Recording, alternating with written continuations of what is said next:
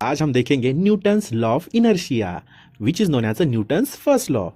An object at rest stays at a rest, and an object in motion stay in motion at a constant velocity unless acted upon by an external force. इसका मतलब कि कोई भी object अगर वो rest में है तो रेस्ट में ही रहेगा, मोशन में ही रहेगा, वो भी उसके कांस्टेंट वेलोसिटी के साथ, जब तक उसके ऊपर कोई एक्सटर्नल फोर्स एक्ट नहीं किया जाएगा. This means object don't change their motion unless something forces them to. और इसका एग्जांपल है कि अगर कोई बुक टेबल पे है तो वो वैसे ही रहेगी जब तक कोई उसको पुश नहीं करता. तो ये है न्यूटन्स का फर्स्ट लॉ.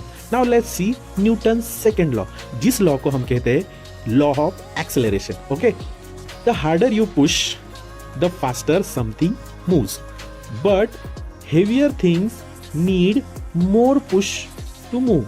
और उसका फॉर्मूला है F is equal to m into acceleration. इसका मतलब ये है कि जितना आप पुश करोगे उतना ही जल्दी से वो फास्ट मूव करेगा. This explain how the velocity of object changes when it is subject to external forces. जैसे इसका एग्जांपल है कि it's easier to push an empty shopping cart. अगर कोई कार्ट शॉपिंग एम्प्टी तो वो इजी है पुश करने के लिए, बट अगर वो हेवी है तो पुश करने के लिए डिफिकल्ट जाएगा. This is known as law of acceleration. तो अभी हम देखेंगे न्यूटन्स थर्ड लॉ, और जिस लॉ को किया जाता है या फिर बोला जाता है action reaction law. Okay, so as you know for every action there is an equal opposite reaction. इसका मतलब है कि आप कोई भी एक्शन करोगे उसका एक इक्वल अपोजिट रिएक्शन रहेगा ही रहेगा.